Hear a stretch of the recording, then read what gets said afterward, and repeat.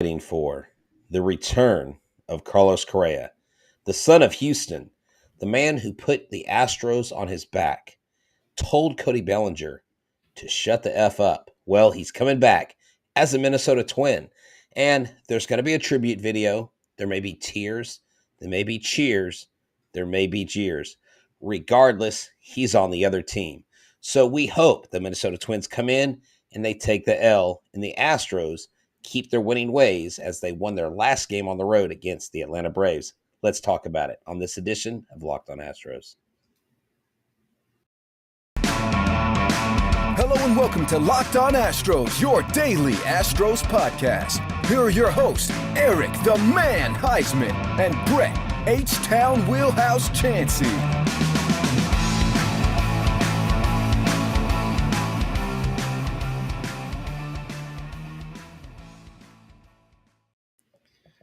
We are Locked On Houston Astros, and we hope that you join us for a daily Locked On Astros podcast. My name is Eric Huysman. You can find me on Twitter at Eric Talks Stros. Find the show at Locked On Astros, your team every day. Brett, where can I find you at? They can find me at H-Town Wheelhouse on Twitter and Instagram, and at Stros411 on Twitter, Instagram, and Facebook. Always positive, always Stros. All right. Are you positive that Carlos Correa is going to play? Are you sure he's not going to get mysterious boo-boo and not be able to play against his former team? He's no chicken. Oh, he's not Mike Fiers? Okay. Sorry. Wow. Oh, my gosh, dude. Why that was more shade at Mike Fiers, not Carlos Correa. Okay. Anyway, so Carlos Correa is coming back to town to face his brother, Jose Altuve. And Jose Altuve is like, yeah, I got a new brother. His name is Jeremy Pena. And we're making HEB commercials with Alex Bregman. We're arguing over parking spots and salsa dancing with Lance McCullers. So there's just a lot of stuff that I think that Jose Altuve is fine. I think that he's moved on. He's found himself a new shortstop. Now, we don't know what's going to go on with Carlos Correa because Carlos Correa has been the word on the street is that he's going to be moving on to a different team next year. So much about helping bring the Twins to the champions, all that. So, guys, before we get into this conversation, thank you for making the Locked On Astros podcast your first listen every day. Continue subscribing us on YouTube. Keep on giving us a like, and go and listen to us on Apple, Odyssey, Spotify, wherever you listen. Go and listen to us make us your first listen. And so I'm just excited about this game. I think we've all been kind of waiting for this moment, especially it's kind of ironic that Justin Verlander is on the hill on the first game. And then you're going to see him face Carlos Correa. And I think it's just going to be an awesome game to just see him. I know that there's going to be that tribute video, and I know you kind of talked about that. And I wonder what they're going to have in there. But it's just good to see. I think Astros fans need this closure. I think that I think he's been gone. I'm not saying that they need closure, but I think it's good to see him come back. I mean, obviously they're going to have when he got drafted, they're going to have him coming up through the Astros organization. They're probably going to show his first home run. They're probably going to show postseason home runs that he hit. They're going to show him winning the World Series. I mean, they're not going to shy away from that. I hope they show like clutch hits against the Minnesota Twins. That would be nice. Kind of like the Braves did us with Will Smith. And at the end of the day, they're not going to play the video of him talking to Cody Bellinger because they're a professional organization, so on and so forth. But it is good that the first time they play against him is in Minute Maid Park because earlier in the year they went to Minnesota. He was injured, so he didn't play. And Jeremy Pena talked to him. They had some conversations. Carlos Correa had a lot of good things to say about Pena. And it's no surprise to me, and I don't think anybody else, that Carlos Correa is already talking, or the rumors are circulating that he is not going to stay in Minnesota. There is nothing about Minnesota that makes someone like Carlos Correa, who's played championship caliber ball for so many years, suddenly want to go to a second or third place AL Central team. And I really am disappointed in their production. Now, they did just turn their second triple play of the year in the game as we speak. I just went back and was looking. So they've run a triple play a couple times. They got Byron Buxton has been healthy for most of the year. When Barrios is on, he's on. They've got talent, Eric. They've got a Yeah. decent club. They just can't get out of their own way. And I think Carlos Correa is still betting on himself. I still don't think he's going to get that 10-year, $35 million deal. I don't think he's going to get what he wanted. But now he's going to go out and try to get a multi-year deal for as much as he can get. All right, so let's look at compare Correa and Altuve stats. You don't look, I'm looking. Okay, so I want you to say who has the more stats. Okay, if you get it wrong, it's okay. All right, so who has more home runs, Carlos Correa or Jeremy Pena? Jeremy Pena. Yes, with 16 to Correa's Oh, 14. you said Altuve a second ago. You said Altuve Correa. You meant Jeremy Whatever. Pena? Yeah, Jeremy Okay. Pena and Correa, whatever. Potato. But Carlos Correa and Pena, yes. All right, so what about RBIs? Jeremy Pena. Yes, 44 to 39. Who has the higher batting average? Jeremy Pena. No. Oh, okay. Carlos Correa. Yeah, because Pena's dropped off. Yeah, Maybe a month and a half batting, ago, Pena was over him.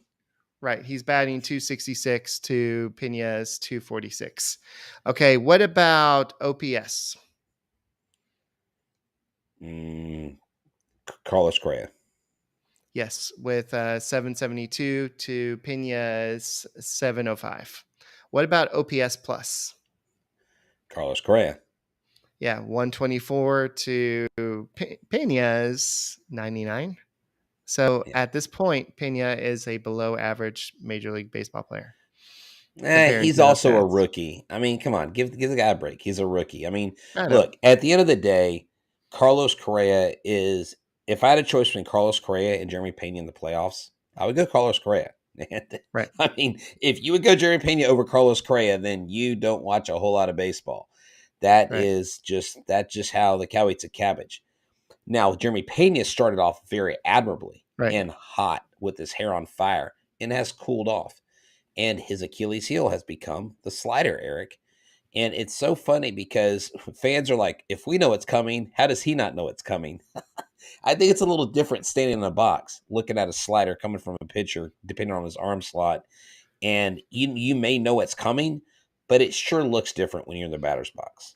All right. So now here's the catch. Who has the highest WAR? Jeremy Pena. Yes. He has the 3.6 WAR according to Baseball Reference, and Carlos Correa has the 3.1 WAR. I think that has a lot to do with defense, and also he's played a lot more games than Carlos Correa. I think Correa's missed a lot of games this year. So anyway, so looking at the situation, I think that the Astros, they're definitely missing what Carlos Correa brought to the plate. But I think that Correa is getting paid, what, $35 million this year? 35.1. Sorry. Million. My bad. Well, that's what makes him the highest. Hey, he wanted to be the highest paid. You got to give the guy, his due. He wanted that. He got $35.1 million. Right. So the question is if you sign Carlos Correa, would you be able to extend Alvarez? Would you be able to offer that extension to Tucker at some point? Would you be able to do all these extensions you want to do down the road? So that's the question that James Click had to answer earlier. And so I think that's why Carlos Correa is leaving and left. So remember when he signed with Minnesota, they gave him all these opt-outs? I don't think Carlos Correa gave the Astros an option to opt out. I think Carlos Correa absolutely went for the jugular with the Astros and wanted a massive multi-year deal. Everyone's like, well, if that's all it took, then what? I think that the Astros did not want the opt-out. They wanted him to sign for 3 years, and they did not want him to opt out. Right. That's my point. What I'm saying is Carlos Correa wanted a large contract and was demanding that from the Astros.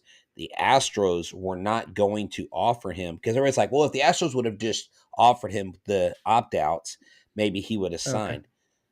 Carlos Yeah. Correa was going to the Astros saying, "You're going to pay me all the money in all Right. the years." And I believe that's what's happened. And that's why he went to Minnesota, knowing that he could get out. You become the highest paid. He was banking on himself. I think he was kind of hoping to have a little bit better season offensively and not deal with any injuries or whatever's going on there in Minnesota. And he's come out on top when it comes to statistics. He's gotten better. He's still Carlos Correa, but he takes another year off of his major league career, Eric. And he did that at the expense of leaving a championship ball club, possibly missing the playoffs. Yeah.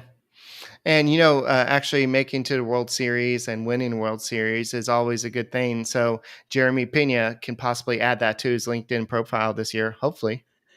Yeah, that's right. So LinkedIn, let me let you know this, as you gear up for the fall, you need the right people on your team, whether you have Carlos Correa, Jeremy Pena, Jordan Alvarez, or Joe Schmo.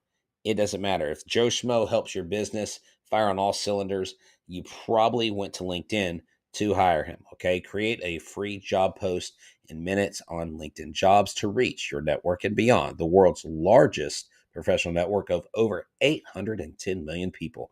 Then add your job and purple hashtag hiring frame on your LinkedIn profile to spread the word that you're hiring so your network can help you find the right people to hire.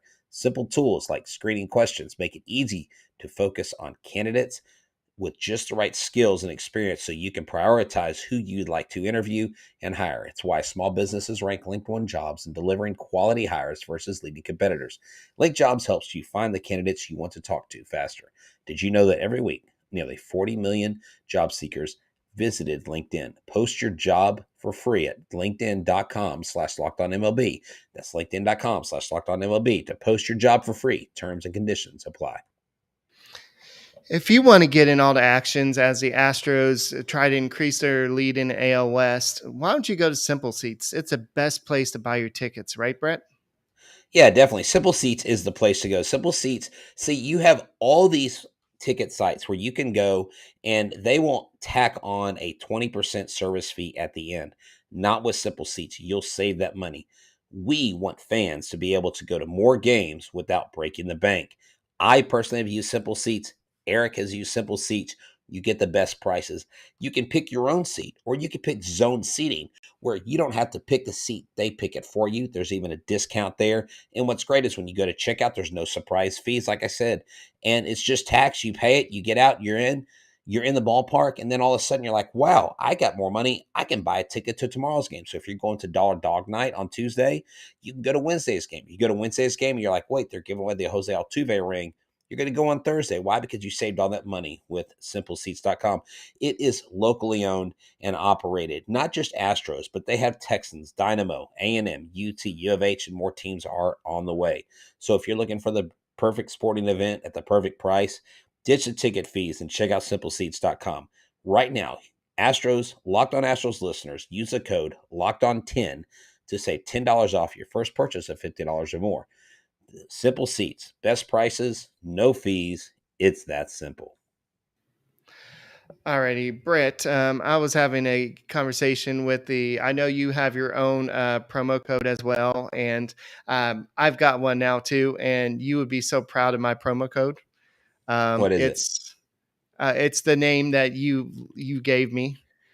Eric the Man Huysman. Wait, you have a promo code for what? For Simple For, Seats? yeah, and it's not it's not Heisman. It's just Eric the Man, and I'm like, Brett would love that. Nice, So good deal, so man. I love so it. if y'all want to save extra $10 on a separate order, y'all can go and use that one too. And Brett, what's yours? Oh, it is locked on 10 to save $10 off on your first purchase of $50 or more. Okay. But anyway, so just looking at the Twins in the past have been known for their home run balls, but this year they're not really hitting at the same ability that they've Clip? been done. Yeah. They're not Sorry. hitting at the same clip. That's okay. Yeah. That's the term I use. They're I not was trying hitting to at the say same clip. propensity, and I can never say the word. Propensity, interesting. Yeah. No, I would just say at the same clip. It's Yeah. easier. One syllable. So I know the Yankees are leading the league with 197, led by, I think Aaron Judge is at 61 already. That's crazy. But then you have the Braves, then you have the Brewers, then you have the Astros at 166. But then you look all the way down, and you see the Twins at 8 with 144. So they're still scoring some, hitting some home runs. And then you look at their OPS, and they are at 9 with 731. So they still have a pretty good offense. If you look all around, they have they score about middle of the pack with runs, 527 runs. But I talked about this in yesterday's show. If you're looking at the ERA of the teams, the Astros have a 3.08 ERA, and the Twins are at 3.95. But the quality starts, dude, is glaring. The Astros have 73 quality starts, and the Twins are all the way at the bottom with 26. It's just crazy how just the Astros are so much better there, and just Well, overall, go ahead. but is it crazy? The Twins don't have the starting rotation we do, Eric. I think it's exactly what it's supposed to be. I mean, do you mean with where we thought the Twins would be, or where the No, Twins just should how be good in the the AL Astros Central? rotation is. Oh, I Yeah, mean, that's, and that's why we've been telling people not to worry about these losses and these right. tough games. And I know people were freaking out and, oh my gosh, here comes the August slump, blah, blah, blah. We're like 78-45. The Yankees maybe right now as we talk, but they only have 74 wins on the season. These Oaks, they can't get it together consistently enough to save their life. And if they beat the Mets, Eric, we're going to hear about it. The Yankees are going to have their fervor back, and the Yankee fans are going to be like, see, I told you we were better than the Mets. I'm like, they have been terrible. Giancarlo Stanton's supposed to return this week for them, so that might be a boost. But then again, he does strike out a lot. I like this matchup against the Twins. I thought coming into this a few weeks ago that it might be a little bit more competitive. I just don't know how much fight the Twins are going to offer the Astros. And the Astros, dude, if they put up at least 4 runs, they win these games. Yeah, definitely Justin Verlander on the mound in the first game, and we have no idea who's going to be on there for game one versus for the Twins.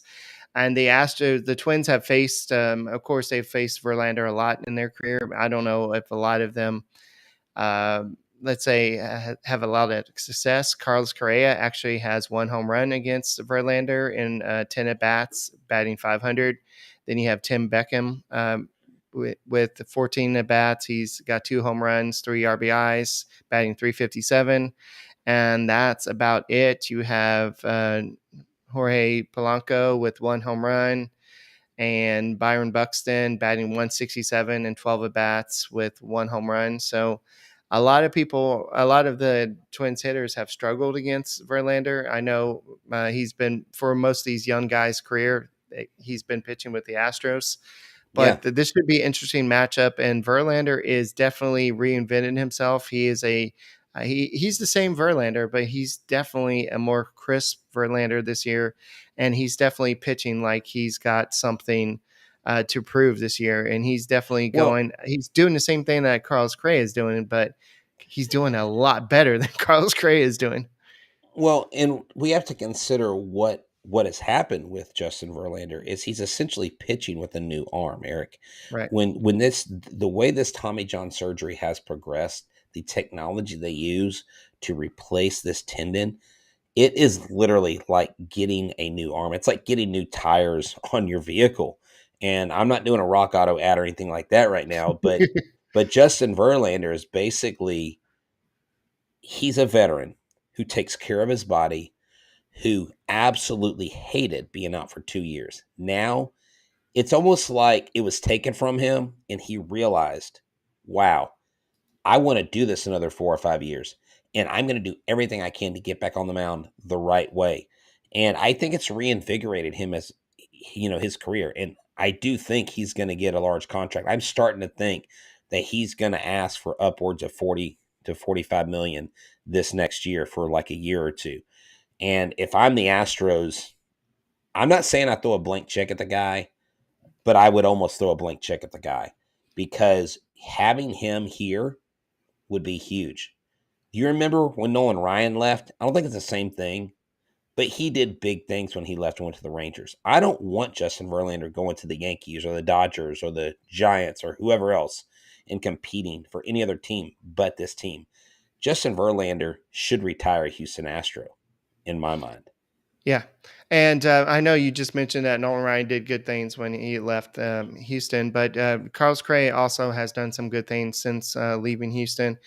He's got the Correa Family Foundation, and he's actually honoring Maya Nicole Zamora, one of the heroes, one of the ones, the survivors of the school shooting at Robb Elementary in Uvalde.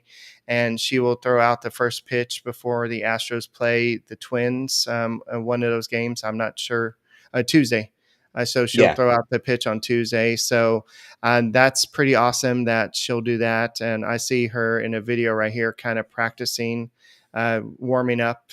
So that's awesome that Carlos Correa is helping her recovery and also helping her make this awesome moment, because not too many people get to do this. No, that's huge for him. That's huge.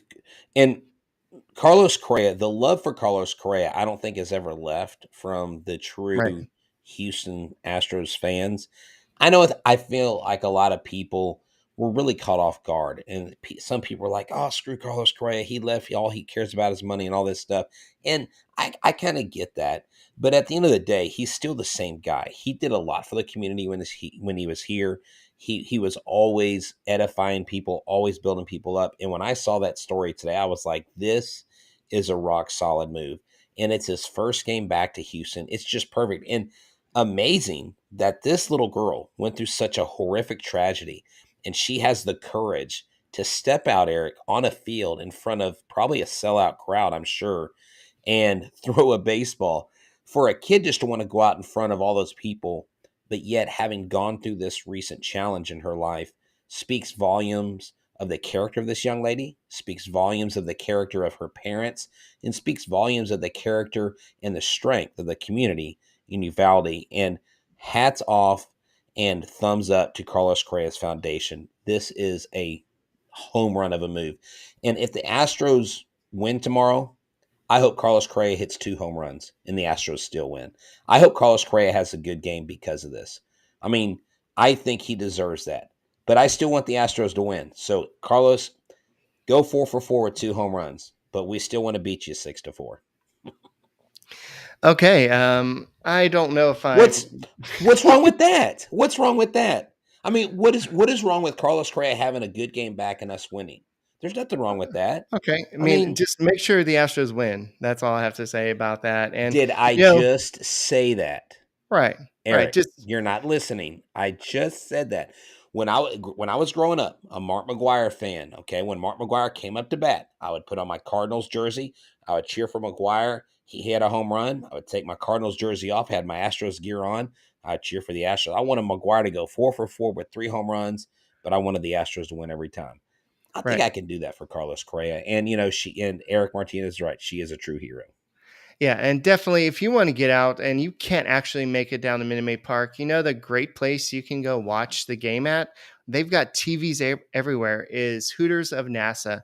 And you and your buddies can go there, just say, hey, tell your wife, tell your girlfriend, say, hey, I'm going to Hooters of NASA. And they have the TVs there. That's where Brett and I go to watch the game. We went there Saturday and we basically just watched the entire game there and just had some great brews, some great wings, and just hung out with the world famous Hooter girls. And so go see what all the hoot is about. And anytime the Astros play, you'll see all and hear all the action, because they love the Astros like you love their wings.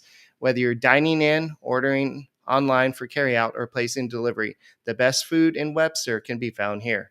And the coming up, I believe, sometime in September, they're going to be October 2nd, if I remember correctly.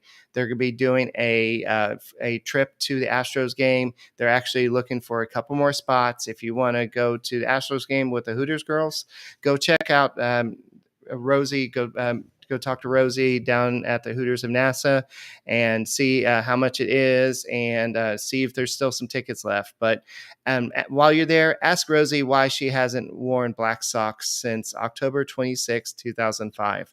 And come enjoy happy hour, or should we say happy owl specials, Monday through Friday, 3 to 6 p.m. So many drink specials. Don't forget about Thursday Thursday with drink specials all day. Come hang out where the Locked On Astros boys like to hang out and watch them Astros with great grub and brews. Ask them what their featured beers are on tap and tell them the boys Locked On Astros sent you.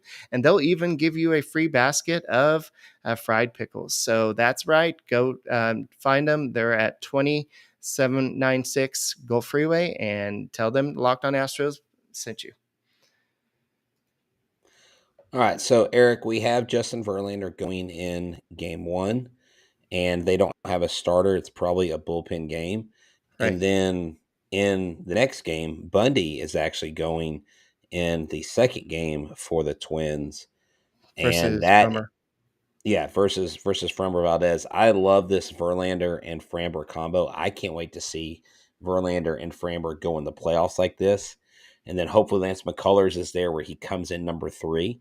And then number 4, it's like, who's that going to be? So I think pretty soon, I think within the next few weeks, we need to sit down and say, okay, or next 2 weeks, who is our 4 starters? Who will our 4 starters be for the playoffs? And because I've got some thoughts on that for sure. But what I want, Eric, is I want our hitters to hit with runners in scoring position. I want to see Mancini play 2 of these first 3 games. He better not sit 2. He better not sit 2 of the 3. He better play 2 of the 3. I'm going to the game Thursday night. He better be playing Thursday night, or I'm going to call someone and tell him to email Dusty and see if we can't get Dusty's mind changed. Mancini needs to be playing most of the series. Well, yes, I need to speak to your manager. Exactly. Yeah, thank you very much. Because Trey Mancini, I'm going to keep saying it, needs to be playing more. Why did you trade for him? If you're not going to use him, send him back to Baltimore. I mean, come on, dude. Let the guy play. Let the kids play. Remember that? I'm seeing if I can do this. I'm trying to put you What in a do you- corner. I'm trying to put you in a corner, but I apparently can't. Okay. I've got to You try to can- figure.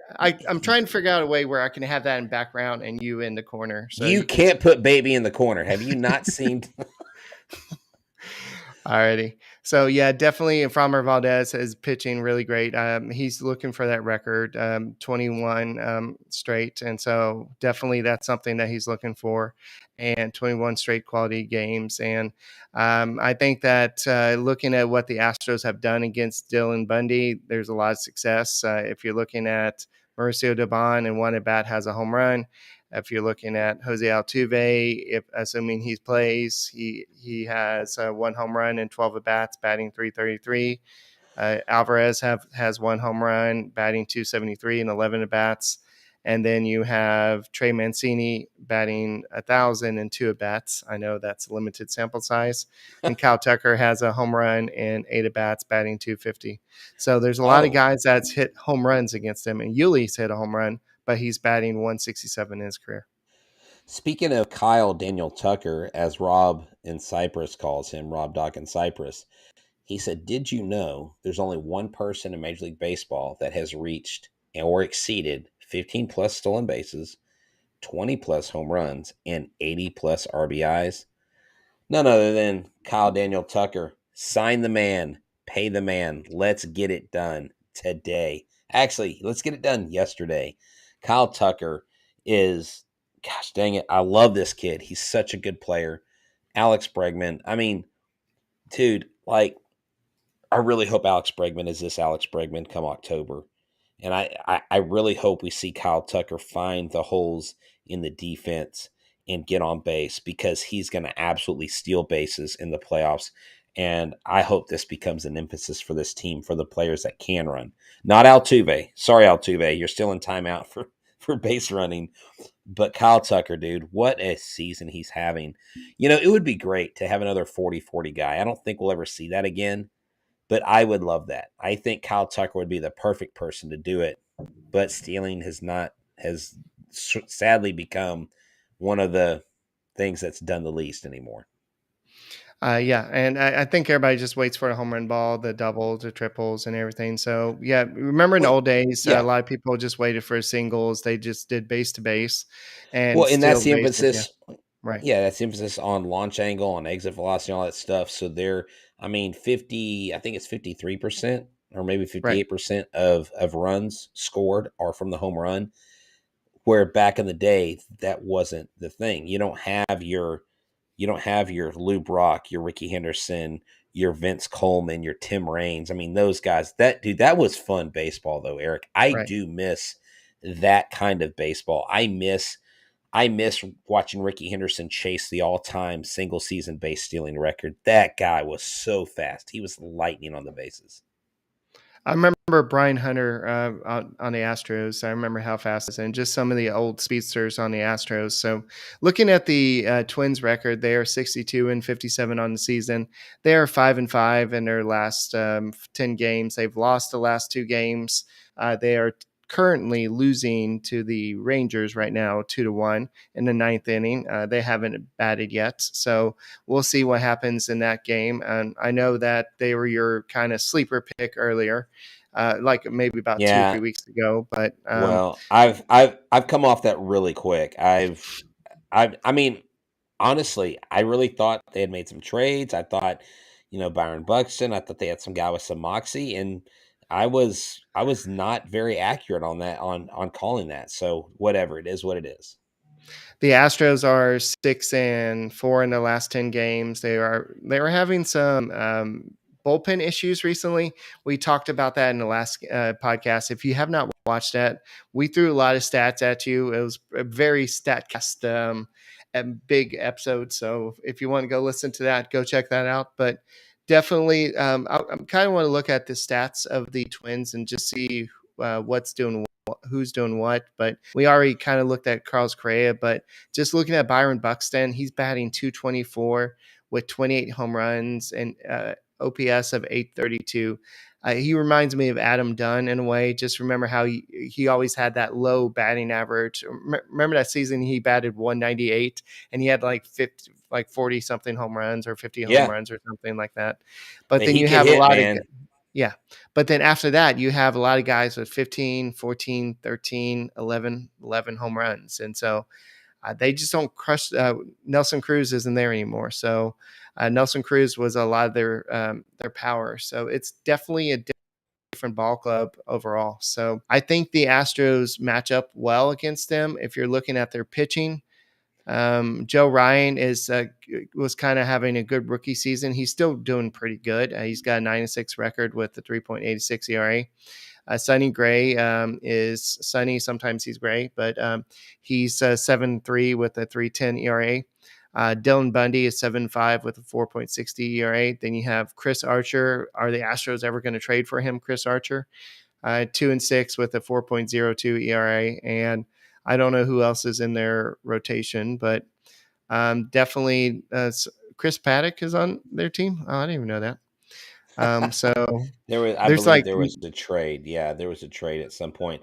I don't keep up with the Minnesota Twins enough to know, and I hate being that guy to say that, but I honestly I would have to look real quick on his baseball reference. But Devin bottom Smeltzer is line their is, other starter. yeah, yeah. So at at the end of the day, I think the Astros is this a 3-game set, right? Tuesday through Thursday. Yes. Okay. I think the Astros, I'm not going to say which games, but I think they take 2 out of 3 from the Twins. I like the first 2 games for sure. I like Verlander, and I also like Framber. I would love I think Luis Garcia goes on Thursday if I'm not mistaken. Um hey, Thursday night, everybody gets the Jose Altuve ALCS championship ring, and I don't have that, so I'm going to go. So I'm definitely going to be there for that. I can't wait. I'm going to say they're going to go for a sweep.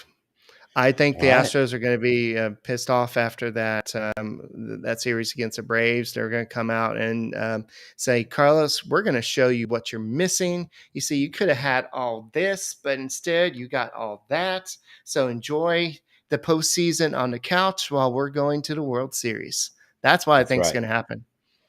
So There you go. I like it. with that being said, I believe that's all we got for this edition of the Lockdown Astros podcast. The Astros pitching, the Astros have hitting occasionally. They have the bullpen at the first half of the season. So I think the team is good enough to once they put everything together to win a lot of games in the playoffs. Now, once they get whoever they face in the National League, that's going to be tough because we saw the Braves are tough. The Dodgers are going to be tough. The Mets are going to be tough. And the Padres, depending on who's healthy and whatever, they're going to be tough. So whoever comes out in National League, they're going to be a tough team. But the Astros, I think, are the team to beat in the American League. And so just keep on trucking, Astros. And that's all we got for this edition of the Locked On Astros podcast. My name is Eric Huysman. You can find me on Twitter at Eric Talks Stros.